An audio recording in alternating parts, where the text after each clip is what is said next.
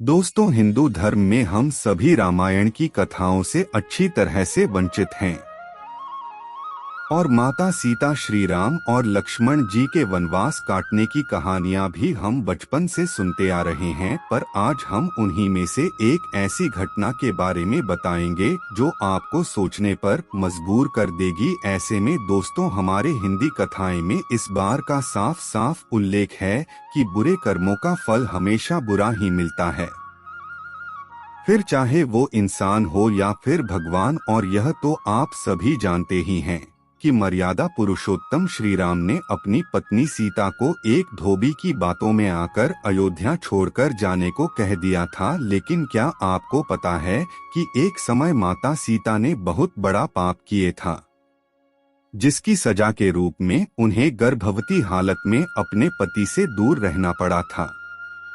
माता सीता ने कौन सा पाप किया और कौन था वह धोबी जिसकी वजह से माता सीता को वन में भटकना पड़ा था?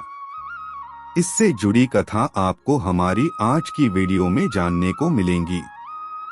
इसीलिए वीडियो काफी इंटरेस्टिंग होने वाली है, इसीलिए इसे बिना स्किप किए तक जरूर देखिएगा। दोस्तों, जिस कथा के बारे में मैं आपको बताने जा रहे हैं उसका उल्लेख आपको रामायण में मिल जाएगा। दरअसल रामायण कई भाषाओं में लिखी गई है। ऐसे में अलग अलग रामायण में कई तरह की दंत कथाएं मिलती है और ऐसी ही एक दंत कथा माता सीता से जुड़ी हुई है, जिसके मुताबिक त्रेता युग में मिथिला नगरी में जनक नाम के राजवंश का राज हुआ करता था। जनक राजवंश के राजा थे राजा शेर, जो एक बार यज्ञ के लिए जमीन जोत रहे थे। उसी समय जमीन में उन्हें एक छोटी सी म्यांमार कन्या के सुंदर नयन नक्श को देखकर राजा बहुत खुश हुई।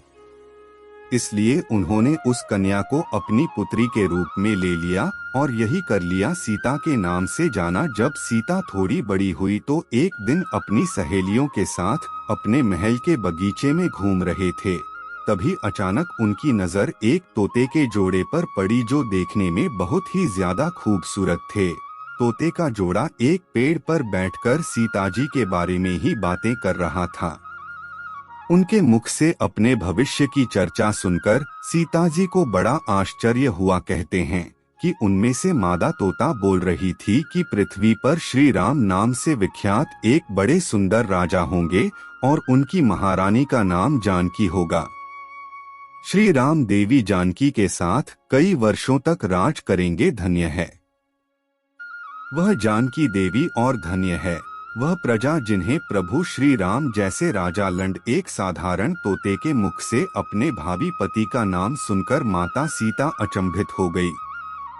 उन्हें अपने बारे में और जानने की इच्छा जागृत हुई। इसीलिए माता सीता ने अपने महल के पहरेदारों को बोलकर दोनों पक्ष में को पकड़ लिया और फिर दोनों को पुचकारते हुए पूछा, तुम दोनों पक्षों को भविष्य के बारे में इतना ज्ञान कहाँ से प्राप्त हुआ? और पक्षों ने बताया कि इससे पहले हम ऋषि वाल्मीकि के आश्रम में रहते थे, जहाँ रोज राम और सीता के जीवन के बारे में बताया जाता है।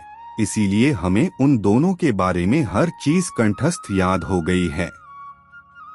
सीता जी ने जब यह सुना तो उन्होंने सोचा कि दोनों पक्षी तो बहुत ही दिव्य है, क्यों ना मैं इन्हें बहला फुसलाकर अपने जीवन से जुड़ी सारी बातें पूछा। यही सोचकर माता सीता दोनों पक्षों से कहती है कि तुम दोनों बहुत सुन उधर हो देखो, तुम दोनों को डरने की जरूरत नहीं है कि मैं तुम्हें कोई नुकसान नहीं पहुंच जाऊंगी। तुम बस मुझे यह बताओ कि राम हाल है और उनका विवाह जानकी से कैसे होगा। तब दोनों पक्षी बताते हैं कि महाराष्ट्र वाल्मीकि रामायण नामक एक ग्रंथ लिख रहे हैं, जिसमें उन्होंने बताया है कि महाशय श्रृंगी के द्वारा किए गए पुत्रेष्टि यज्ञ से प्रसन्न होकर भगवान विष्णु मानव शरीर धारण करके उनके ज्येष्ठ पुत्र के रूप में जन्म, जो कि प्रभु श्री राम बड़े होने पर श्री राम महर्षि विश्वामित्र और अपने छोटे भाई लक्ष्मण के साथ हाथ में धनुष लिए मिथिला आएंगे और वहां शिवजी के धनुष को तोड़कर जानकी से विवाह करेंगे। इतना सुन के बाद माता सीता उन दोनों पक्षों को बताती है कि जिस जानकी की तुम लोग बात कर रहे हो वो मैं ही हूँ, मैं सीता भी हो और मैं जानकी भी हो। इसलिए तुम बताओ कि मेरे प्रभु श्री राम कैसे दिखते हैं। इस पर न तो होता माता सीता को बताता है कि श्री रामचंद्र का मुख कमल के समान सुंदर है, उनके नेत्र बड़े और खुले हुए हैं, उनकी नाक ऊंची और हो जाए घुटनों तक जाती है, उनका गला शांत के समान है और उनकी सुंदरता का वर्णन करो और उनके गुणों का बखान तो 100 मुख वाला भी नहीं कर सकता है। दोनों पक्षी आदि एक साथ कहते हैं, माता जानकी आप धन्य हैं, जो आपको रघुनाथ जी की पत्नी बनने का सौभाग्य मिला है।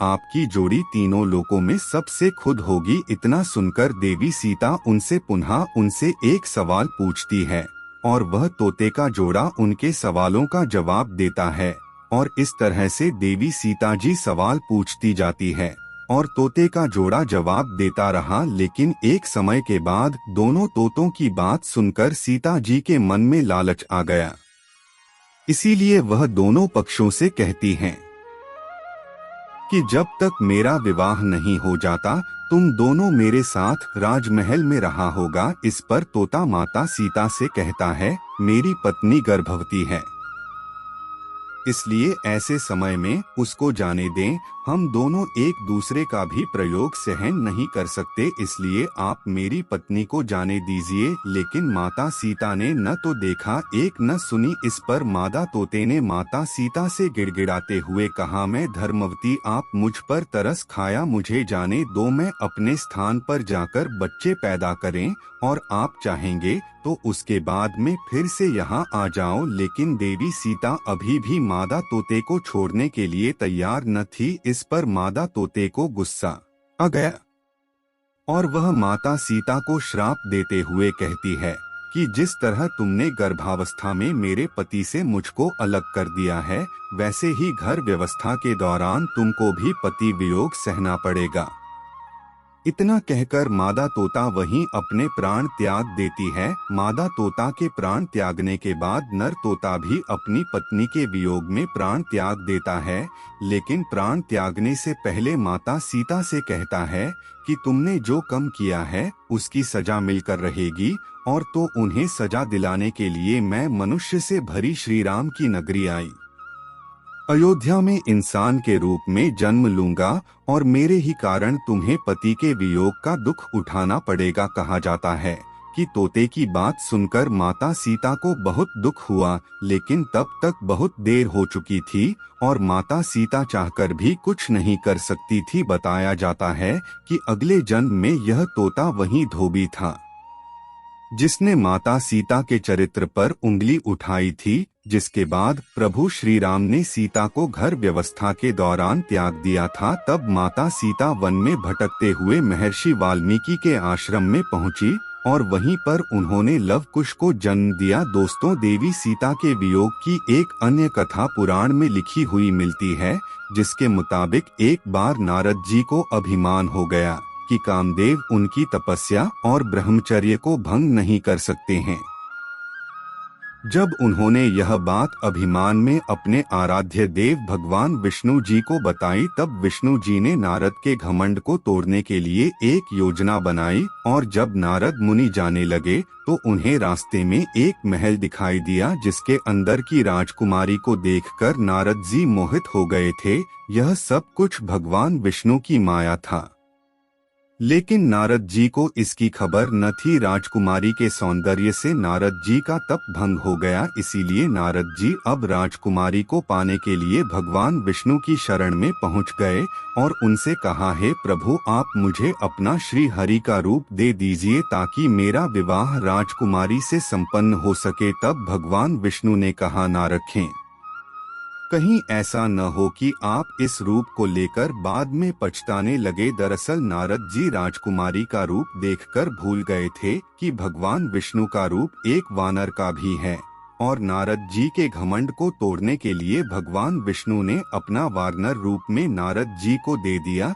जब नारद जी राजकुमारी के स्वयंवर में पहुँचे, नारद जी के बंदर वाले लुक को देखकर हंसने लगी और राजकुमारी ने भी उनके मुख को देखकर उन्हें वर्णमाला माला नहीं पहनाया। कहा जाता है कि उसी समय भगवान विष्णु उस सभा में पधारे, जिन्हें देखकर राजकुमारी ने मिलकर माला पहनाना। यह सब कुछ देखकर नारद जी अचंभित हो उठा। उन्हें समझ नहीं आ रहा था कि क्यों सब लोग उन्हें देखकर हंस रहे हैं। तभी नारद जी को महल के पात्र में पानी दिखाई दिया, जिसमें उन्होंने अपना मुख देखा। पानी में अपना और वाला मुख देखकर नारद जी क्रोधित हो गए और क्रोध में उन्होंने भगवान विष्णु को श्राप दे दिया कि जिस तरह आज मैं स्त्री के लिए तड़पा हो, आप भी पृथ्वी पर जन्म लेकर स्त्री वियोग का सामना करेंगे। नारद जी के मुख से कठोर शब्दों को सुनकर भगवान विष्णु ने अपनी माया का प्रभाव समाप्त कर दिया। इसके बाद दोस्तों अपनी गलती का एहसास हुआ नारद जी को और उन्होंने क्षमा मांगी और कहा जाता है कि नारद जी के श्राप की वजह से भगवान विष्णु को अपने राम अवतार में माता सीता के वियोग का सामना करना पड़ा। तो दोस्तों अब आप हमें बताइए कि आपको क्या लगता है, किसके श्राप की वजह से माता सीता को प्रभु श्री राम से दूर रहना पड़ा? अपने जवाब हमें कमेंट में दोस्तों जरूर बताइएगा। इसी के साथ आजकल वीडियो में बस इतना ही। अगर वीडियो अच्छी लगी तो इस वीडियो